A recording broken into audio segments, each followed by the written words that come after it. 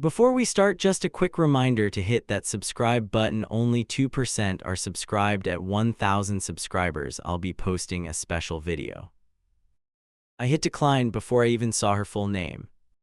The call dropped, the kitchen fell into that weird stunned quiet. My thumb hovered over the screen, ready to kill it again. Some part of me already knew I would regret that reflex.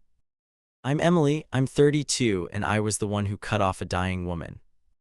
That sounds brutal now, it did not feel kinder then. I watched my husband stare at his phone like it was bleeding. If I had waited one more ring, maybe everything would look different now. "What did you just do?" His voice scraped out low, not loud yet. Jake reached for the phone, fingers tight like he expected a fight. I pulled it back, stupid move, but my hand moved first. He laughed once without humor, that short sound that meant danger. The screen lit again with a new notification, not a call this time. A text preview jumped up, just enough words to punch me. My last wish is to be with him tonight. I locked the screen like that could lock the world. Jake saw enough before the words vanished under my thumb. His jaw clenched, that muscle flickered like it might snap. "I need to see that," he said, reaching again for the phone. I stepped back, my heel hit the cabinet door behind me. I remember thinking, this is ridiculous, we are adults, we talk. Instead, we circled each other around the counter like idiots. He held out his hand, palm up, no negotiation left. "Give me the phone, Em, now." I handed it over because the tremor in his voice scared me. He read the text once, then again, then he scrolled up. More messages waited there, ones I had not opened yet. Every line carried that same theme: pull him back, pull him closer. When he finally looked up, his eyes looked older than yesterday. "It's Hannah," he said, as if I did not already know. "She is in the hospital, they found cancer everywhere." The word everywhere hung there, heavy and vague and huge. I had known she was sick, that part was not new. He had mentioned tests, vague updates, brushed off details. I had filed it under distant problem, old life, not ours. Hearing the word hospital turned it into something with teeth. He opened another message, the one right before the last wish. "Doctors say stage 4, they are not optimistic, I am terrified." She had added a little joke after that, same as always. The humor made it worse, like she refused to lie down. "You talked to her and you did not tell me." I heard my own voice, sharp and thin like someone else. Jake rubbed his face, dragging his palm over a 3-day beard. It started as updates about tests, then it just escalated. There it was, that shift I had always feared with them. Not cheating, not yet, but emotional gravity bending our way. The kind of gravity you pretend you do not notice until it cracks. I felt both threatened and ashamed by how fast jealousy woke up. "She wants you there tonight as her last wish." I repeated the words slow, tasting each one like a bad pill. My husband did not deny it, he just held my stare. His silence turned into a louder answer than anything he could say. He came around the counter, phone still in his hand, knuckles white. "I do not know how long she has," he said, shoulders rigid. "She is alone there, no parents, her sister lives out of state." He paused, then his voice dropped. "I was her only real person for years." That last line sliced through every thin boundary we had left. Not a neutral fact, not for a wife listening in our kitchen. I fixed on one detail, the only one I could control. "You are my husband now, not her emergency contact." He braced his hands on the counter, leaning in like the room shrank. "This is not about marriage, this is about being human right now." My heart threw up every memory of their old drama like a highlight reel. Being human did not sound simple when the cost sat on my finger. Another text hit the screen while we stood inches apart, breathing hard. "If he will not come, tell him I forgive him anyway." Reading that line felt worse than a threat, it felt like a trap. She knew exactly how guilt worked on him and on me. I pictured her alone in some thin bed, staring at the ceiling. I also pictured her hand around his, the way it used to be. Both images fought inside my head, neither one blinked first. Jealousy and pity do not mix well, they just burn together. One visit he tried again, voice lower now, less aggressive. "I go, I sit with her, I come straight back." He touched my wrist, thumb pressing over my pulse like a plea. "If I do not go, I will think about it every day." He was not wrong, that was the problem that pinned me. I could already see the future version of him, haunted and bitter. I could see the future version of me, blamed for blocking goodbye. But I could also see the version where I watched him fall back in love. You still love her, the words slipped out before I could cage them. He flinched not because it was new, but because it was close. I care. About her, he answered, careful, like every word might explode. She is dying, that changes the equation. I hated that he was right about that last part. Death does shift the rules, it makes small grudges look pathetic. Yet I did not feel small, I felt like the one on the line. If I agreed tonight, what else would I have to agree to? The phone rang again, this time an unknown number, not Hannah. He put it on speaker before I could react, a fast reflex. A calm professional voice introduced herself as a nurse from oncology. She is very anxious, she keeps asking for Jacob, we are trying to help. The nurse spoke about comfort and familiar faces and end-of-life care. Each clinical word landed like another piece of official pressure. They had the script, the gentle insistence, the practiced empathy. I felt ganged up on by people I had never met. I noticed Jake straighten when he heard the word anxious. He had always responded to fear, especially hers, like a summons. I will come by tonight, he answered before looking at me. That last look was not a request, it was a test. I ended the call with the nurse, my thumb firmer than before. You just decided for both of us, I told him, my voice level. If you walk into her room tonight, something between us changes. I did not know exactly how yet, but I felt the shift coming. He shook his head, anger and disbelief tangled in one tight exhale. You are turning this into a competition, she is literally dying. I knew that I could not escape that, it beat inside every thought. Still, I could not let my whole life shrink into her last chapter. I took the phone again, more gently this time, no snatching. I scrolled through the long thread, looking for something solid. In between medical updates and dark jokes, I found a line from weeks ago. I will always love you, no matter what happens with your life. I stared at that sentence so long the screen dimmed once. He had never told me about that one, not even hinted. She still sees you as hers, I said, holding the phone out. And you still let her talk to you like that? His shoulders sagged as he dropped into the nearest chair.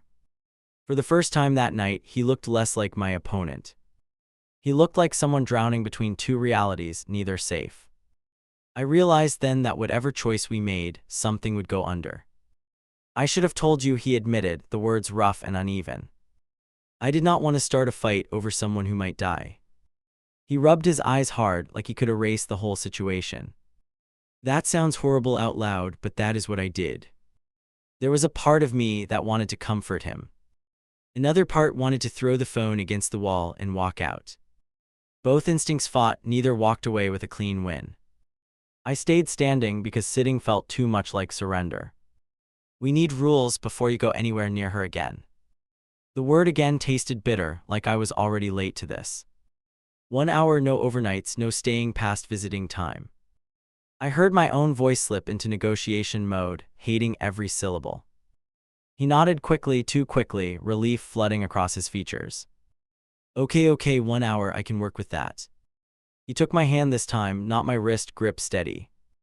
I want you there with me, so this is not some secret. That offer rattled me more than refusal would have. I had pictured him going alone, then coming home with stories. Now I pictured myself standing at that bed, watching their faces. I did not know which version of pain I feared more. I told him I would think for 1 hour and then decide. We both knew I did not really have that freedom. Time was running on someone else's body far away from our kitchen. Still, I clung to that small delay like it could slow anything down. I broke my own deadline and told him I would go. The word yes left my mouth before my brain caught up. Jake froze near the doorway with his shoes half on. For a second he just stared like he had misheard me. Get your stuff, I tapped the counter once to steady myself. We stick to the limit we agreed, not 1 extra minute. He nodded too fast, relief crashing through his whole posture. That rush on his face already felt like I had lost something. We moved around each other in short, sharp lines, avoiding contact. He grabbed his wallet and keys, I collected my things in silence. Every quick movement felt like we were gearing up for battle. Only problem, I still was not sure who the enemy really was. The ride started without music, just tires and breath and thoughts. He drove a little over the limit, not enough to be reckless. I watched the numbers on the dashboard and counted backward. 60 minutes with her, then whatever fallout waited with me. You can still back out, he kept his eyes on the road. I will not blame you if you change your mind now. That sounded generous, but I heard the quiet accusation underneath. Saying no again would turn into a permanent stain later. I am coming, I leaned my head back, tried to slow my heartbeat. But you do not disappear behind a curtain with her. The rule sounded childish once spoken out loud. I needed to say it anyway, to hear it in the air. He flexed his fingers on the steering wheel, jaw set hard. They have staff everywhere, this is not some secret motel. I almost laughed at that, a short bitter sound that surprised even me.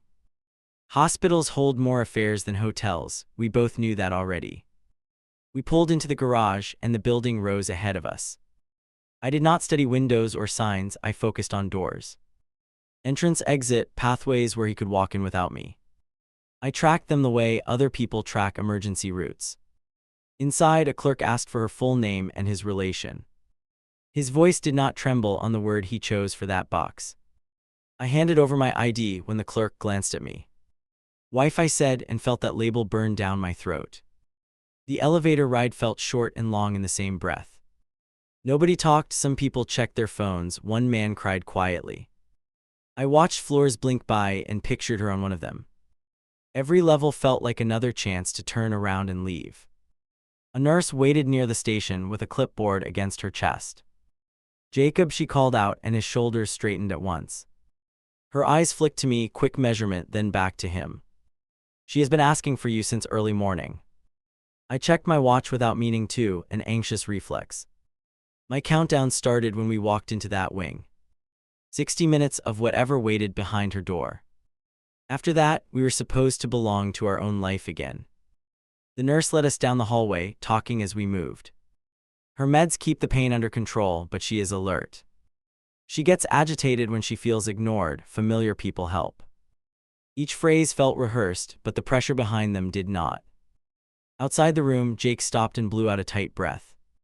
He pressed his hand against the door frame like he needed support. You ready? He looked at me then, eyes raw and hopeful.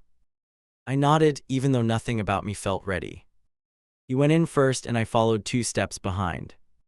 The monitors hummed, a steady background noise that cut through everything. Hannah lay there, smaller than in any of her photos. Her eyes found him so fast, I felt invisible for a second. Hey, his voice gentled in a way it never did with me. She lifted her hand toward him, a weak little arc in the air. He rushed to the bedside, fingers threading through hers instinctively. That automatic gesture hit me harder than any argument at home. You actually brought her. Hannah turned her head toward me slowly. There was a crooked smile, not mocking, just oddly amused. I thought you would chain him to a chair before letting him see me. She looked pleased that I had not done that. I stepped closer, but not close enough to graze the rail. Hi, the word came out flatter than I had planned. Up close I could see bone and shadows and stubbornness.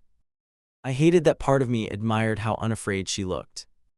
Thank you for coming with him, her fingers tightened around his. It helps knowing you are not out there hating me alone. There it was, a twisted attempt at peace thrown in my direction. I could not tell if it was honest or strategic. A cough doubled her over, making chords shift and numbers spike. Jake leaned in, murmuring something I could not catch. The nurse stepped in, adjusted a line, checked the monitor. She pushes herself when she is excited, the nurse told us quietly. I watched the nurse work, efficient and calm and controlled. On the screen, one line jumped a little higher near his voice. That small reaction did not escape anyone in the room. The nurse noticed, and something in her expression changed. She responds well when you talk to her, the nurse focused on him. Maybe stay close, it seems to bring her down when she spirals. There was no direct ask, but the suggestion hung heavy. I saw Jake absorb it like an instruction, not a comment. Hannah shifted toward me, as far as the wires allowed.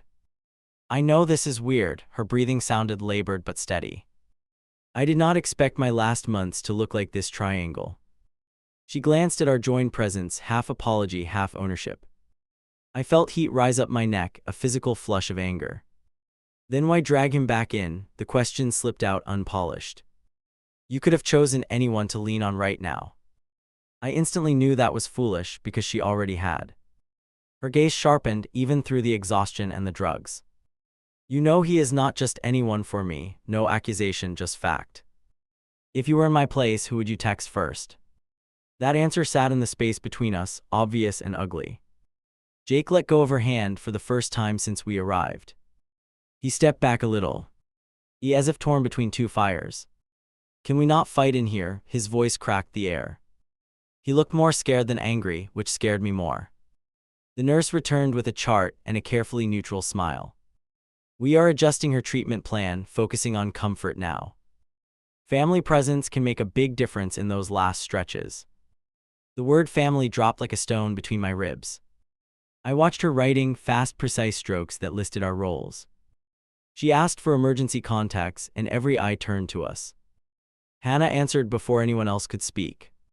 Put him down as primary, he knows what I would want. The pen moved, and the decision became official in ink. I stood 3 feet away while my spouse got promoted. He looked at me, waiting for a reaction I refused to give. Externally calm, internally burning, I let the silence do the talking. The nurse explained new guidelines, how visitors could stay longer. Sometimes we allow close people to remain overnight, case by case. We try to keep patience with whoever settles them the most. Her glance at Jake was not subtle, and she did not correct it. Could he stay later if things get bad? Hannah asked without hesitation. I heard the shift right there, the next stage of her plan. Jake blinked, caught between wanting and fearing that possibility.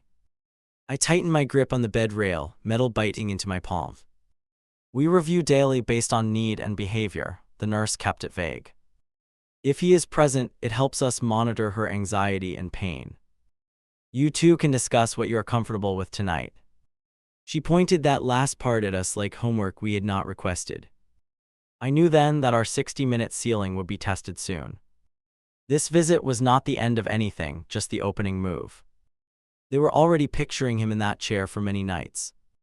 I was the only one still trying to drag him back out the door. I checked my watch and tapped the bed rail twice. Our agreed time shrank into the last few minutes. Before I could speak, her fingers closed around his wrist. Stay a little longer, her voice carried more command than plea. He glanced at me instead of answering her right away. That look told me he wanted me to break my own rule. The steady line on the monitor jumped while she waited. Even the numbers seemed recruited into her argument. We talked about the limit. I kept my tone level on purpose. We go now, then you come back another day. Hannah shifted, eyes moving from him to me with sharp focus. Another day, she repeated like it was a joke. You think I am counting in days? Her breathing picked up uneven. I am counting in episodes and scans and weird conversations. The beeps quickened, and she did not bother hiding her panic. I need him here right now, not in some schedule. Jake moved closer again, hand hovering over hers. If we push it tonight, she will never trust me again. He was talking to her, but I heard the you in it. 2 different promises pulled at him from opposite sides of the bed. She narrowed her eyes, studying him like she could read every muscle. Be honest, you already broke things when you married someone else. The words hit him first, then ricocheted straight through me. I watched his shoulders hunch, guilt settling deeper in his frame. A staff member stepped in with a tablet and a quick nod. How are we doing? Her gaze swept over the monitor and cords. Hannah pointed toward Jake without missing a beat. I calm when he is here, I lose it when he walks out. The clinician checked the numbers, then glanced at both of us. We do see her agitation spike when she anticipates him leaving. Our protocol lets significant people stay longer, sometimes overnight. Each sentence pushed the door open another inch. We have work tomorrow, I spoke faster than I planned to. If we start sleeping here, we will fall apart out there. My chest tightened as I heard my own voice defending routine. Routine sounded flimsy against words like fragile and unstable. We are not asking you to move in tonight, the staffer softened her tone. But predictable presence can impact how often she crashes. You 3 should discuss what balance you can tolerate. Then she walked out, leaving us holding that loaded word. Hannah turned her head back toward Jake with deliberate control. Do you hear that? Her fingers curled, waiting for his answer. The people who understand this want you near me. She did not even bother addressing me now. I forced myself to step closer, closing the gap she liked. We heard it, I answered, planting my hand on the frame again. But we leave when that hour ends, like we agreed before coming. His gaze darted between us, torn and exhausted. The monitor climbed, numbers ticking upward while she watched me. Fine, go on, rip him away again, her throat tightened around the words. You get to drive home and fight about it in your car. Her vow. Ice dropped, I stay here wondering if I die in the gap. That line hit me harder than anything medical on the screen. For a second I imagined her heart stopping right after we left. If that happened, I would be the permanent villain in his story. That fear tasted stronger than all my other anger. Jake grabbed the chair with a rough scrape and pulled it nearer. I am here now, he told her, hand returning to hers. Can we just use the time we still have today? He begged for a truce that none of us really wanted. Her breathing started to slow again, the monitor easing back down. Every small change matched his voice, not anything I did. I felt like a guest watching a private language I could not join. Jealousy punched through my chest, ugly but honest. I will keep you on the overnight list, she whispered to him. Just in case things go sideways after you leave. That quiet planning felt more intimate than touching. She was mapping out hours that did not include me. I walked over to the window, not because I cared about the view. I needed distance before I said something I could not unwind. Their low conversation drifted behind me, too soft to catch. My mind filled every gap with the worst possible content. When I turned back, she was looking straight at me again. Can you leave him here and pick him up in the morning? No hesitation, no polite framing, just the blunt request. It landed like she had finally dropped the mask we all knew existed. Jake sat up, caught off guard by how fast she escalated. That is not what we planned, his hand slipped from hers. You do not decide that for us, I stepped back toward them. The air felt thick, charged, like right before a storm breaks. You both act like you have unlimited time to negotiate. Her voice snapped now, sharper than anything earlier. I am dying, remember that, this is not some regular breakup. The last word spat out like she wanted to hurt us equally. The door opened again and another nurse poked her head in. I heard an alert from this room, everything okay here? Her eyes took in Hannah's flushed face and my clenched jaw. We need calm, not arguments, or her body will not keep up. We are leaving in 3 minutes, I pointed at my watch on purpose. That is the boundary we set, we stick with it. The nurse watched me with a cautious kind of respect. She understood what I was doing, even if she did not say it.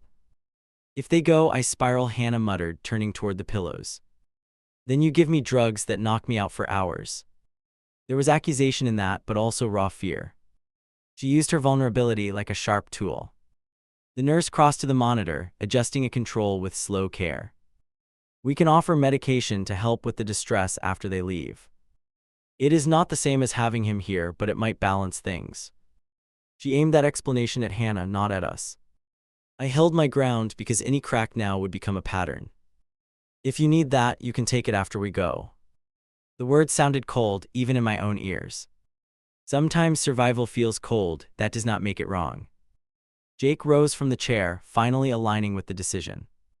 We will come back tomorrow earlier so we are not rushed. He touched her wrist light, almost afraid of hurting her. I cannot stay overnight, not yet, I am not ready for that.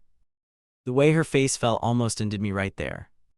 Tears spilled over, not dramatic, just steady and real. She looked smaller than when we walked in an hour before.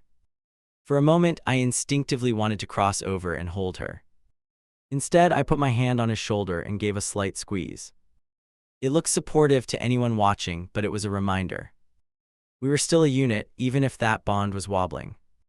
I could feel him leaning in 2 directions at once. Go then, Hannah pressed her eyes shut, voice now rasping. Enjoy your evening, cook dinner, watch something, pretend I am fine. Each ordinary activity she listed sounded like an accusation. In her mind, our life outside that room was a betrayal. The nurse walked us to the door, lowering her voice as we stepped out. She might hit you with guilt when you leave, that is common.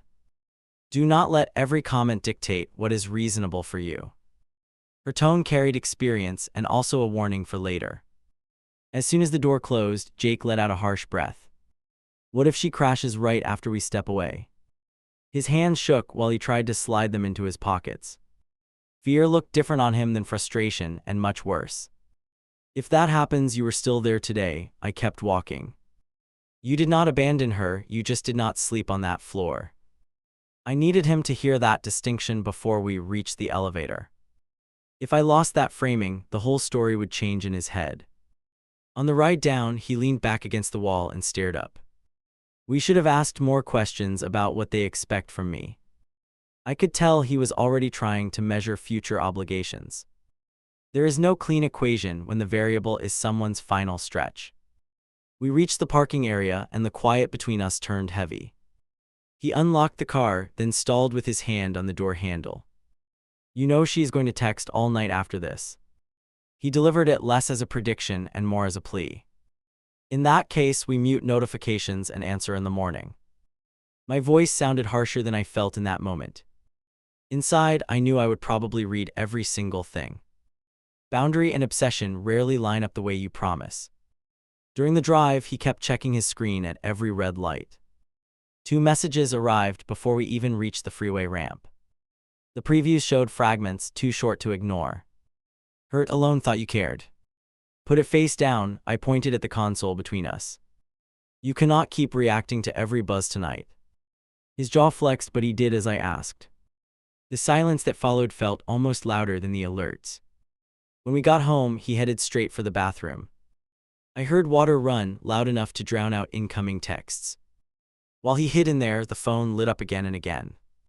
The glow from the screen made the room feel haunted. I paced instead of sitting because stillness made my thoughts spiral. Every step across that floor felt like a choice between 2 losses. If I tightened rules, I risked being remembered as cruel forever.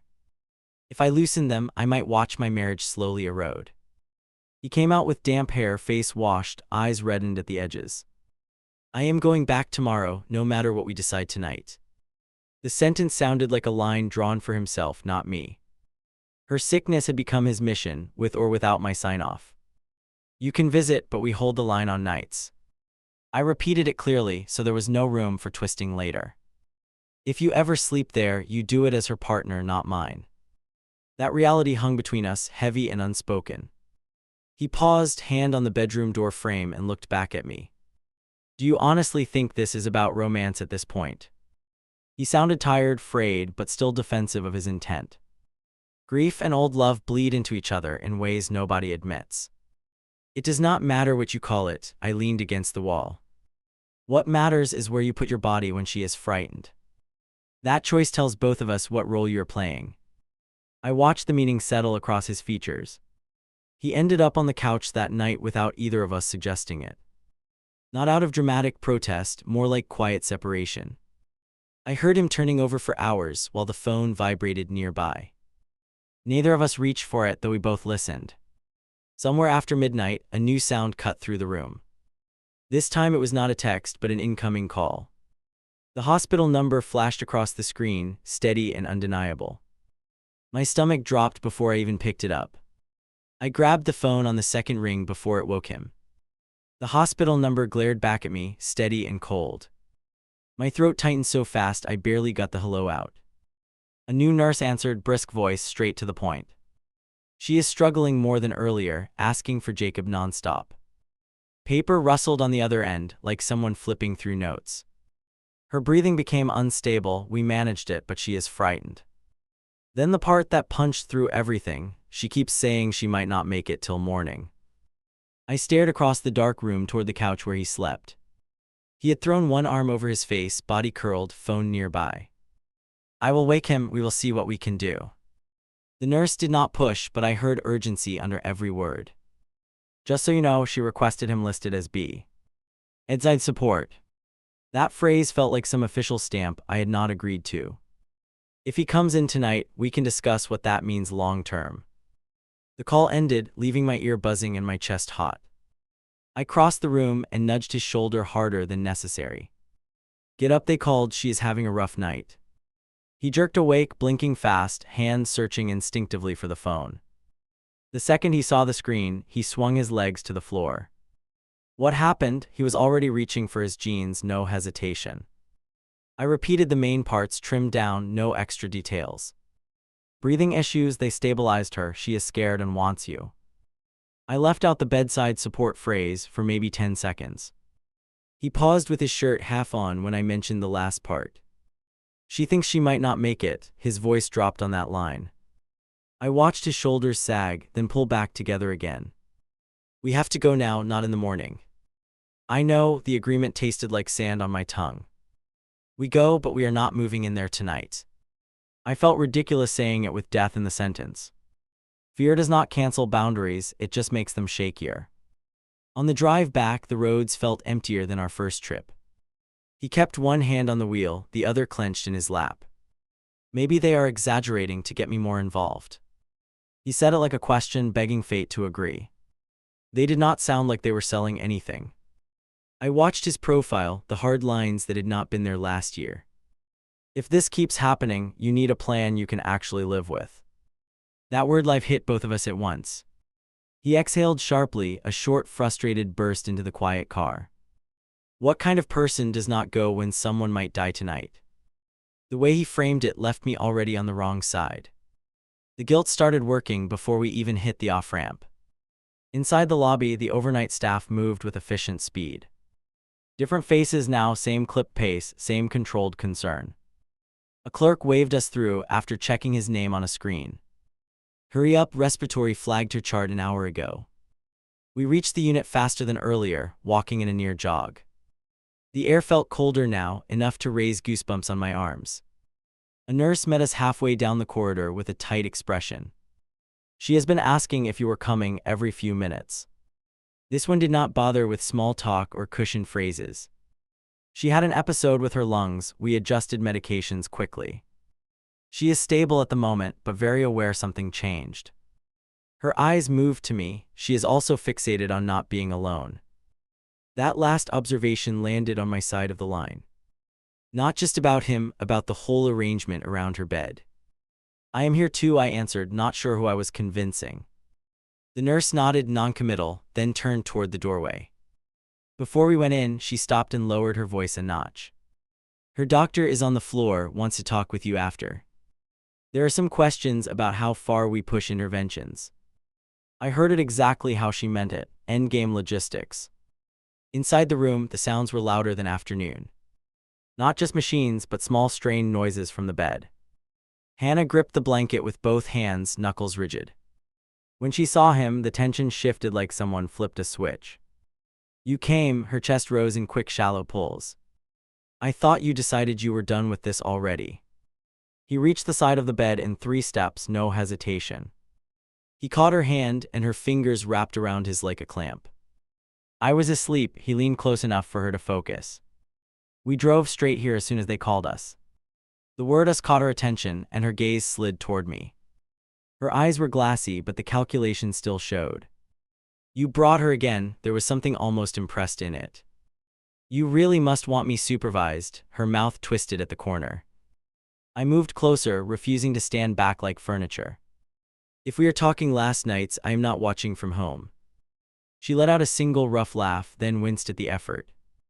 Last night's the phrase hung between all 3 of us. That is what this feels like to you too. She squeezed his hand, at least we agree on the timeline. Her doctor joined us a few minutes later, chart tucked under his arm. He greeted Jacob first, then included me with a short nod. We stabilized her earlier, but these dips are becoming more frequent. His tone stayed clinical, but his eyes gave away the forecast. We need to talk about what she wants if things crash harder. He opened the chart, showing forms already partially completed. She named you as the main voice for that, he told my husband. She refuses to discuss alternatives. I stood there while that sank in, feeling the ground tilt slightly. It was one thing to be contact for calls and upped aids. It was another to be the person who might authorize the final step. That weight did not just land on him, it landed on our house. The doctor continued without waiting for us to catch up. She is clear she does not want aggressive measures once her heart fails. She talks about wanting a calm ending, people she trusts nearby. He paused, then added the part that made my stomach clench. specifically you. He looked at my husband as he said it, but I answered. What exactly does that look like in your mind? I needed the ugly picture, not vague words about calm endings. Vagueness leaves too much room for fantasy. In practice, it means we keep her comfortable and awake when possible. If her body starts shutting down, we focus on relief over extension. If she can tolerate it, we allow selected visitors to stay through. He watched our faces. She wants his presence prioritized when that happens. Prioritized, another loaded word added to the pile. You are asking him to be here when she dies. There it was, naked, no softer version to hide behind.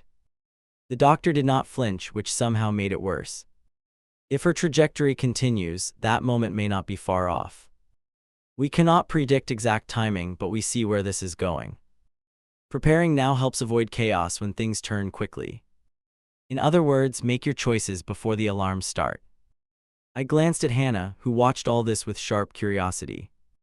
This is what I have been trying to tell you. Her voice sounded weaker, but her words carried more force. I want him there when everything stops, not reading a text later. My chest tightened so hard I had to adjust my stance. The last wish I had seen typed on his phone expanded now. Not just one evening, but the ending itself, with him anchored beside her. I felt my role in that scene shrinking with every heartbeat. The doctor stepped back toward the hallway to give space. I will come back with the paperwork if you are both comfortable. You do not need to decide everything tonight, but start considering. His shoes squeaked softly as he left us in that charged silence. Hannah turned her head toward me with surprising precision. You can think I am selfish, I know I am right now. If I only get one true thing granted on my way out. She fixed her gaze on my husband. I want that to be him. I could have yelled, argued, listed all the ways this was wrong. Instead, what came out was smaller and far more honest. If he does that for you, we might not make it. Naming that reality hit both of them like an unexpected slap. She blinked slowly, absorbing that detail like a puzzle piece. You really think him sitting here while I stop breathing ends you? There was no mockery in the question, just stunned curiosity. I thought that would make him better for you afterward. I almost laughed at how naive that sounded and how logical. He will never be the same after that, you know that. He may need you to heal from this, not me. I heard my own voice shake on that admission. Jake rubbed his forehead with his free hand, eyes squeezed shut. Can we not decide the entire rest of my life tonight? He sounded worn down in a way that scared me more than anger. This is already the worst thing I have ever tried to navigate. I am not asking for your whole life, Hannah's fingers dug into his. I am asking for one window, whenever it hits, for you to be here. She looked at me again. You can have every other hour he has left. That bargain sounded almost reasonable and completely devastating. The nurse from earlier slipped back in to check numbers and lines. We gave a mild sedative after the episode. It is wearing off now. If she gets riled up again, we may need another dose soon. She studied Hannah's face. Strong emotions do not help her system. Then maybe we should not map out death while she is listening. I moved away from the bed, suddenly aware of my own volume. The nurse nodded, eyes flicking between all three of us. Short, focused conversations are best, long debates drain her. She adjusted a setting, then addressed us more directly. These calls are going to increase, not decrease, as things progress. It helps to decide who is the default person we contact at night. That question landed squarely on my husband, not me. We already know who you're going to call, I spoke before he could. I am just trying to figure out where that leaves our house. The nurse watched me for a long beat, then answered carefully. It leaves you needing your own support, whatever that looks like. That phrasing unnerved me more than if she had taken sides. They all assumed I had someone else to lean on through this. Right now, the only person I wanted to lean on was standing by that bed. And he was being slowly claimed by someone who might not last the week. Time blurred after that, broken up by checks and murmurs and questions. At some point, doctor returned with documents in a thin folder. He laid them on the small table, but did not push them toward us. Look these over when you feel able, we can complete them another day. The headings were clear enough even without reading the fine print. Comfort care, do not attempt resuscitation. Visitor priorities during decline. My fingertips hovered above the pages without touching. Each line represented a version of the future I did not want. Hannah's eyelids drooped and lifted in slow, heavy motions. Am I really that close to the end? She sounded more curious than scared. The doctor stayed honest. We are not talking in years anymore. Silence settled after that, thick and unavoidable. She turned her face toward my husband again, voice barely above a breath. If I go while you are at home, I will haunt you forever. It came out half joking, half raw terror. He let out a broken laugh that turned into something like a sob. I stepped back before I cried in front of all of them. Not because I did not feel it, but because I knew what tears would do. If I crumbled now, he would split himself even further trying to fix us both. I needed him focused on one doomed thing at a time. The nurse touched my elbow lightly, guiding me toward the doorway. Give them a few minutes, catch your breath outside. Her voice held no judgment, just practical kindness. I went because staying might have meant saying something unforgivable. In the hallway, I leaned against the cool wall and closed my eyes. Through the partially open door, I could hear faint murmurs. His voice low, hers thinner, the rhythm achingly familiar even like this. I imagined their hands still locked and my stomach flipped. Standing there, I understood something I had been dodging since the first text. This situation was morphing from crisis visits into an extended vigil. If I did not set terms soon, the hospital would become his second address. And at some point, second addresses start to feel like first homes.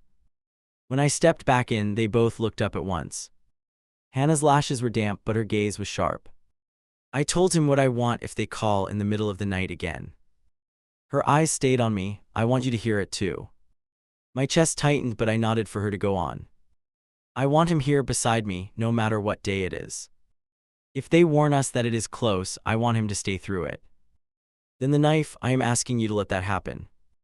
The room held that request like a fragile object nobody wanted to drop. I studied her face, then his, then those documents still untouched. For the first time, I considered that my answer might define all our futures. Not just how she left, but who he would be when she was gone. I cannot agree to that. The words came out before I softened them. Hannah watched me from the pillows, eyes sharp despite everything. I'm not signing off on any promise I cannot survive. My chest felt tight, but I held her gaze until it burned.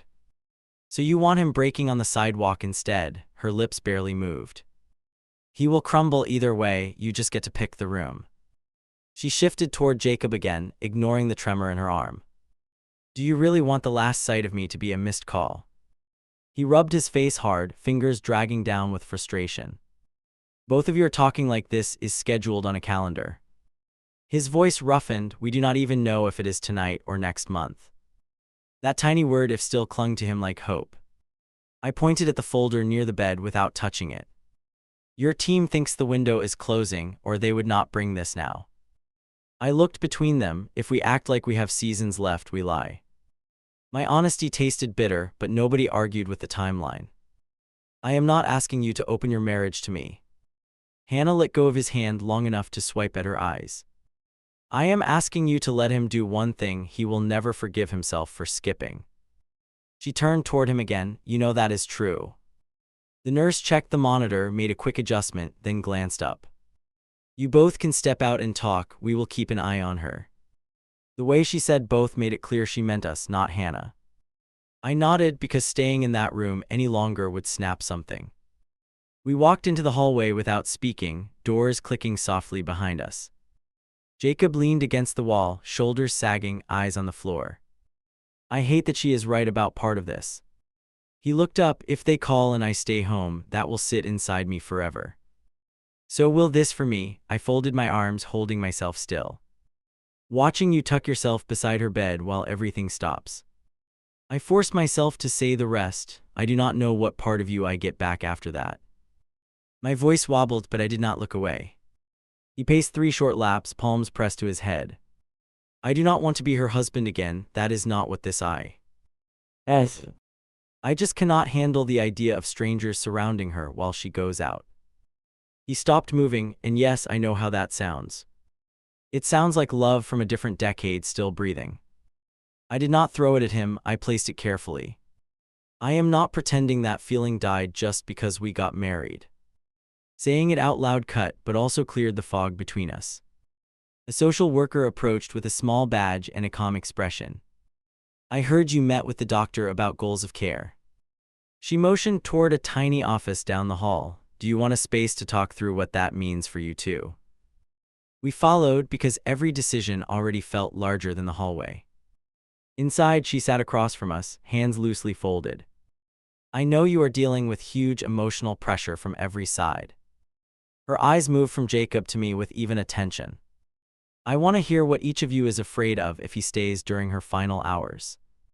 I spoke first before I lost the nerve. If he is there when she dies, he will live inside that moment forever. I swallowed. I am scared the version of him who comes back will be more hers than mine. My eyes stung, but I held it together. Jacob exhaled hard, then leaned forward, elbows on his knees. If I miss it, I will replay that missing piece for the rest of my life. He looked at me, not the worker. I will resent whoever convinced me to stay away, even if it was just myself. The honesty sat between us, sharper than anything said earlier. The social worker nodded slowly, like she had heard versions of this before. You are both describing grief, just pointed in different directions. She tugged a notepad closer. We cannot remove pain here, we can only decide which one you can live with. Her words hit harder because they carried no promise, only reality. She drew 2 short lines on the page, almost absent-mindedly. One path is him present when her body lets go. Another is him outside, maybe in this building, maybe at home. She tapped the first line. He will still grieve with you either way, but the shape changes. I realized then that there was no version where he walked away untouched. There was only the question of who shared which pieces of the damage. Is there a middle ground? I heard desperation creep in. Something between never leaving her side and avoiding the moment completely. There can be conditions. She looked at both of us again. For example, he could commit to being present only if you are nearby in the building or reachable. Or you could agree on a specific number of nights he will respond if they call at odd hours. She paused. That may not feel romantic, but it gives structure. Jacob shook his head at the word nights. I cannot assign a number to how many times I am willing to show up while she slips away. He rubbed his jaw. It feels gross to tally that. He glanced at me, but I get that we need some guardrails. The worker slid the notepad toward us with the lines still visible. Maybe think about what you both absolutely cannot accept instead of trying to design the perfect answer. Once you know the hard no's, the remaining options become clearer. She stood. I will give you time. I am just outside if needed. After she left, the tiny office felt even smaller. I stared at the crooked pen lines, 2 little paths to nowhere good. My pulse thudded in my ears as I tried to picture future Thanksgivings with this between us. Every scenario hurt, just in different places. I cannot watch you move into that room for days. My voice came out steady, starched with effort. If it turns into an ongoing campout, I will break. I met his eyes. That is my hard line. He nodded slowly, absorbing it like a physical hit. So you could maybe handle one night if they call and say it is happening. His fingers tapped an uneven rhythm on his knee. I am not asking you to be thrilled about it. I am asking if it would actually end us. I sat back, letting the question settle fully. In that moment, I saw an older version of him, years from now. Still wondering what it would have felt like to hold her hand at the end. I hated that I could see that future so clearly. One time only, I held up a single finger between us. If the doctors are convinced it is really that final stretch, not another scare, you get one night. I forced myself to keep going. You stay and you do not come home halfway through because you panic. The last part sounded cruel, but I knew his pattern of second thoughts. His shoulders dropped as something loosened inside him. One chance if they call and say this is it.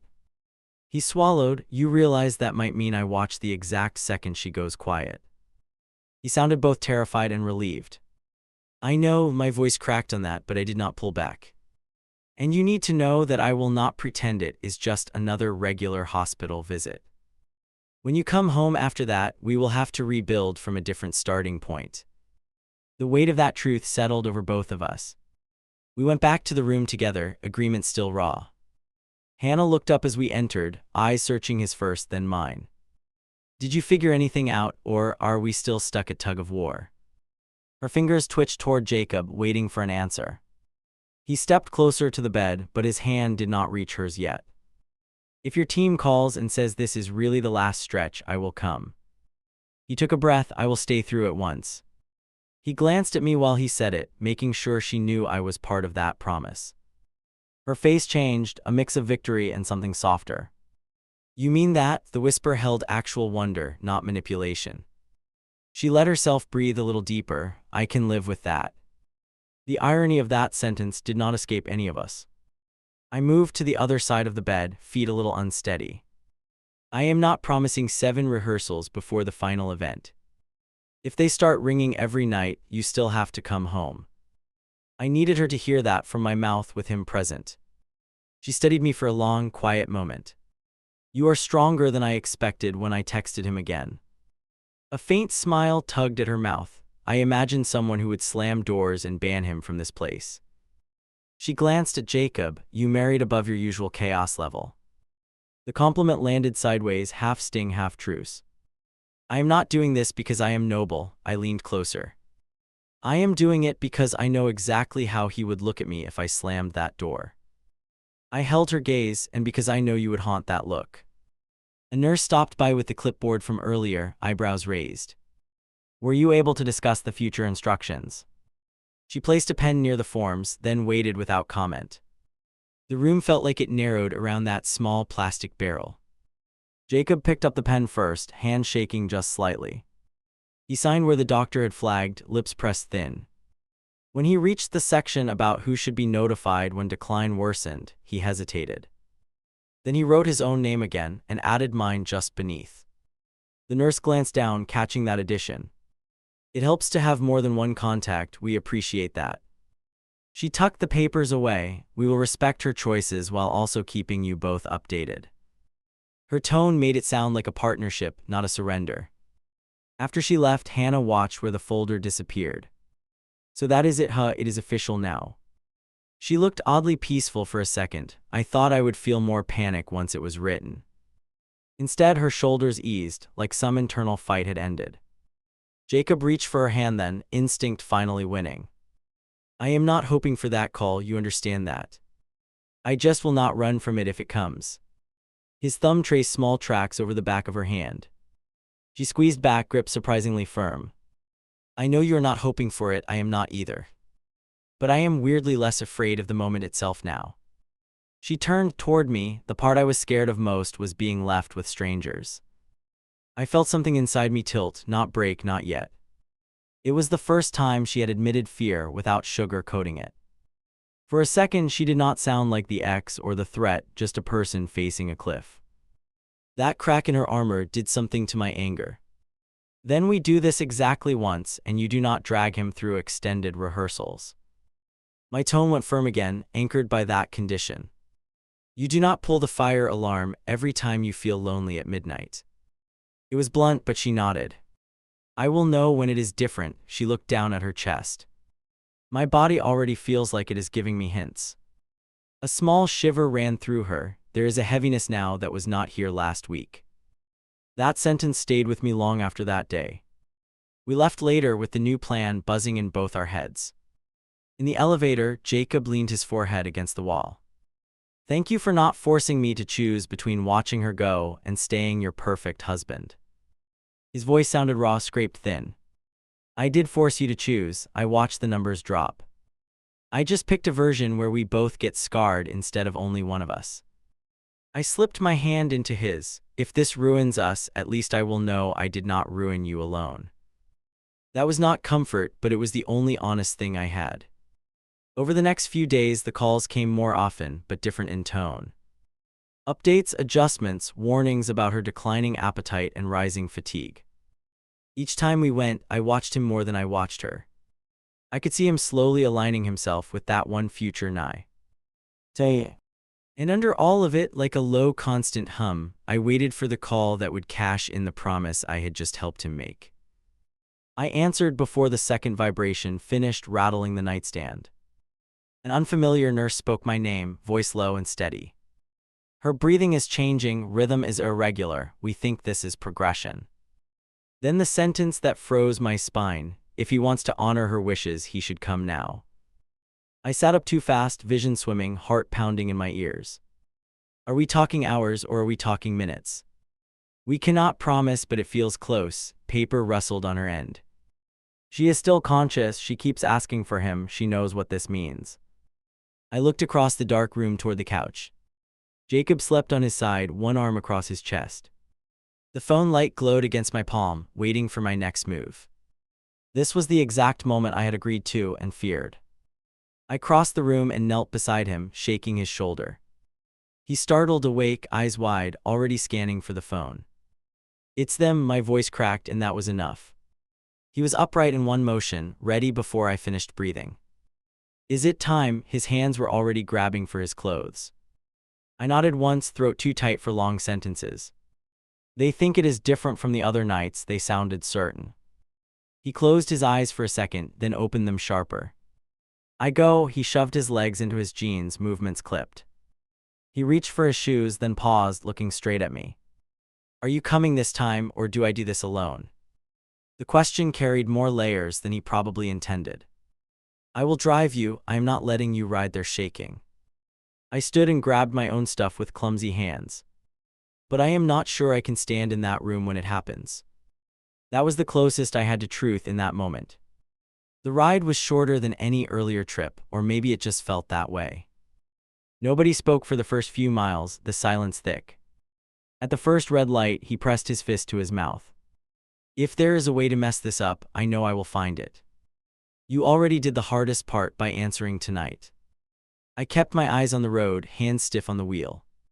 You show up, you stay, that is literally the whole assignment. The word stay hung between us, heavy in the small car. At the entrance, a staff member recognized him and waved us through quickly. Room is ready for you, doctor is waiting down the hall. She glanced at me. There is a family lounge you can use if needed. My chest tightened at the implied separation, but I kept moving. Outside the room, the same physician from before stood waiting. Her numbers are drifting, she is still responsive but fading. He lowered his voice. She asked us to call as soon as we saw the signs. He studied Jacob. You still feel able to be present. Jacob swallowed hard, then gave the tiniest nod. I am scared out of my mind, but I am here. He looked at me, eyes asking a second question. Do you want to come in, at least for a while? Every instinct in me screamed two opposite answers at once. Walk in first. I do not want her last vision to be us arguing. I touched his arm, forcing my hand steady. I will join after I catch my breath, then I will decide how long I can take. He leaned his forehead to mine for just a heartbeat. Whatever happens, remember you gave me permission for this. His voice shook, but his grip on my shoulder was strong. Then he turned and stepped inside without looking back. I stayed in the hallway and counted to 30, then 60. Through the partially opened door, I heard him greet her softly. Her answering sound was a rough whisper, but distinct. There was no going back now, not for any of us. Finally, I pushed the door open fully and stepped in. Hannah lay more still than I had ever seen her, chest rising unevenly. Jacob sat close, knees nearly touching the frame, fingers wrapped around her hand. When she saw me, a faint smile flickered across her face. You came too, her voice barely carried past the rail. I thought you might stay home and let him handle this. I moved to the other side, opposite him, equal distance. If I stayed home, my brain would write its own version. A nurse adjusted a line and checked the monitor quickly. She is comfortable right now, we are giving small doses frequently. Her eyes went from Hannah to us. Talk if you want, she still hears everything. Then she stepped back, staying close but not intrusive. Hannah looked at him first, as always. You remember that stupid road trip where we got lost for hours? He laughed once, breathy, shoulders shaking. I remember you throwing the map out the window when it ripped. I listened to them trade memories, short-clipped pieces. They did not sound like lovers, more like veterans of the same bad campaign. Each shared story was a little stone laid between them. I felt like someone who had joined that war too late. At one point she turned to me again, expression oddly gentle. I know this is not fair to you. Her fingers twitched against his. I just did not know who else could sit through this. She paused. I could not picture anyone's face here but his. I get that, even if I hate that I get it. My throat burned as I forced the words out. I am not here for every moment. I am here so this does not live only in his head. That was the deal I made with myself walking into that room. After a while her breath changed, slower, longer gaps. The machine near her reflected that new rhythm, digits shifting. The nurse moved closer, watching with practiced focus. She gave Jacob a small nod, a quiet signal that we were crossing some line. Is this it? His voice broke around the question. The nurse took a breath. Her body is winding down. We are seeing the pattern. She touched his shoulder lightly. You can talk to her. Hearing goes last most times. She glanced at me too. This is the time to say what you need. I realized I had been waiting for someone to call an official start. This was as close as we were going to get. I stepped up near the head of the bed, fingers gripping the rail. My mouth felt dry, but silence felt worse. I am not going to pretend we were friends. The honesty surprised even me, but it felt right. I do not like that you still love him and that he still cares for you. I inhaled, but I respect the fact that you did not want to go out surrounded only by strangers. Her eyes glistened, fixed on some point between us. Thank you for letting him stay tonight. Those words landed heavier than any of the sharp ones before. If there is anything left of me after this, I hope it does not wreck you. Jacob bowed his head, forehead resting briefly on the back of her hand. You changed my life long before it went sideways. His voice thinned. I am sorry for every way I hurt you when we were young and reckless. His shoulders shook once, then stilled.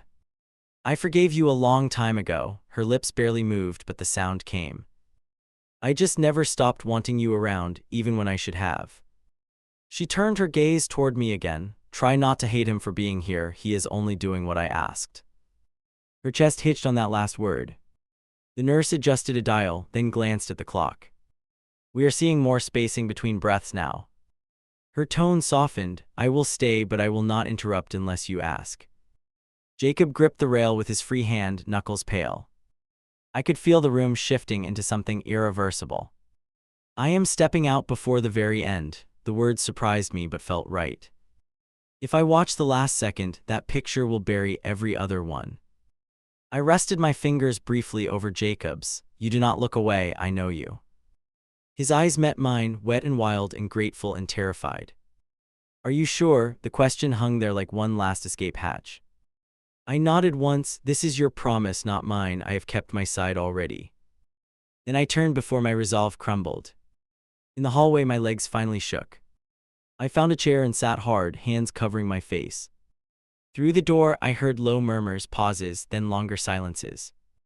Time bent in that corridor, every second stretched and jagged. At some point the nurse stepped out quietly and closed the door most of the way. She crossed the hall and crouched in front of me. It is close now. He is with her. She is not suffering. Her eyes were kind, but she did not offer hallmark words. Did she ask for me? It came out small and sharp. She kept mentioning you earlier, before her speech drifted. The nurse straightened. Right now she is mostly breathing with support, not talking. She hesitated. You can come stand beside him if you change your mind. I did not move. Some stubborn part of me refused to step into that exact second. I needed a thin layer between me and the moment everything stopped. Sometimes survival means choosing which things you refuse to witness. The next sound I remember is Jacob's voice breaking through the door. Not words, just a raw sound that did not sound like him. Then the machine in the room shifted into a different pattern. The quiet that followed was almost physical. The nurse reappeared a minute later, throwing a quick glance inside first. She approached me with slow, deliberate steps. Her heart stopped a few moments ago. We confirmed time. Her voice lowered. He is still holding her hand. I am giving him space. I stood on wooden legs and moved toward the doorway. From my angle I could see him bent over, shoulders heaving. His hand still locked around hers, their fingers interlaced. Whatever history, they had just reached its final chapter in that grip. I did not go in. I watched from the threshold while the staff stood back, silent. Eventually the doctor touched Jacob's arm and murmured something. He nodded, slowly releasing her hand like it might shatter. When he finally stepped out, his face looked carved out and older. His eyes met mine, and I saw two things at once. Relief that he had not run from the promise, and a new kind of weight that I understood would live with us forever. She is gone, the words scraped out of him barely formed. He leaned into me then, almost collapsing, all his weight sudden. I wrapped my arms around him, holding up both of us. His tears soaked my shoulder, hot and relentless. We stood like that until the nurse gently interrupted. They will come in soon to handle next procedures. Her voice wove between practical and gentle. If you want one last moment, just you, now is when it happens. I felt him flinch against me at that phrase. You should go back in alone if you need to. My chest ached as I said it, but I forced the permission. Tell her whatever you did not get out before. I stepped aside, making a path he would regret not taking. He shook his head, surprising both of us. I said what I could while she was breathing. He wiped his face with the back of his hand. I cannot talk to a body, I just cannot, I will fall apart. We left the floor together, moving in a slow, awkward pace. The elevator ride down felt unreal, fluorescent numbers blinking. He gripped the rail, staring straight ahead, jaw clenched tight. I watched his reflection and wondered who would step out with me. Outside in the cool pre-dawn air, he finally spoke again. Thank you for not chaining me to the house tonight.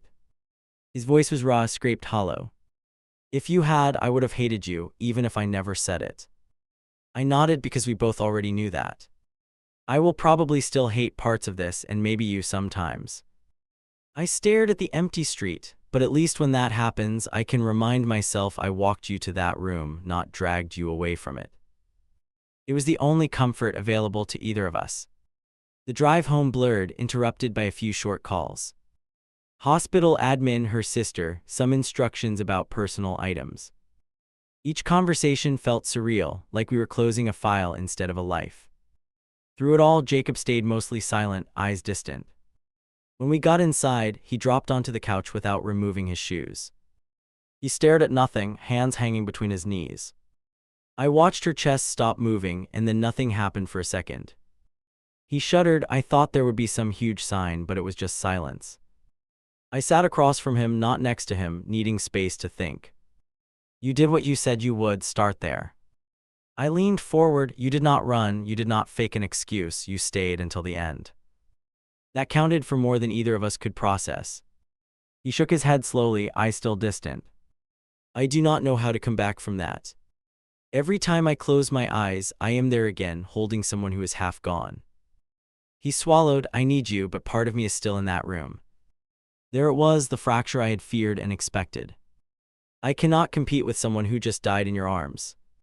The words came out steadier than I felt. But I can live with you if you admit that is what is happening. For the first few days, grief ran the whole schedule. Calls about paperwork, questions about services, text chains with people I had never met. We moved around each other like exhausted roommates, careful not to bump into fresh bruises. Every object he touched made me wonder whose memories it triggered. At the service, I stood in the back, not near the family row. Her sister hugged him for a full minute, both of them crying hard. I waited off to the side, feeling like an intruder and a support at the same time. People whispered when they saw me, trying to guess my role in this story. On the drive back, the car was packed with silence again. He kept tracing the ring on his finger, twisting it unconsciously. At one point he whispered, almost to himself, I do not know who I am now. That scared me more than any tears. At home that night, I finally asked the question circling my brain. Do you regret choosing to be there at the end? He looked up slowly, eyes rimmed, voice rough. I regret that she had an end like that, but not that I stayed. That answer hurt and comforted at the same time. If you had said you wished you stayed away, I would never trust you again. I moved closer, finally sitting beside him this time. I can handle sharing you with a ghost more than with a lie. He let out a breath that shuddered all the way through him. I cannot promise I will not talk about her more than you want. I cannot promise I will not drive by the cemetery when I should be somewhere else. He looked straight at me. All I can promise is that I will not pretend you do not exist while I do it. I thought about that for a long stretch before answering. I am not asking you to erase her to prove you love me. I picked at a loose thread on the cushion, mind racing. I am asking you to not erase us while you grieve her. Now when I look back on that stretch, I know this. The night he sat by her bed did not instantly kill our marriage. It carved a line through it, deep and permanent, that we still trip over. But it also removed the question that would have haunted every fight afterward. Sometimes, months later, he still wakes up shaking, breath ragged. He will sit on the edge of the mattress, elbows on his knees. I am back there again, watching it happen in slow motion. I put a hand between his shoulder blades and feel the tremors. I do not remind him that I sacrificed something for that memory. He knows and I know, and it sits with us in the dark. We live with a third presence in this house, not alive, not gone. Her last wish wrapped itself around our story, and we are still deciding if we can breathe inside it.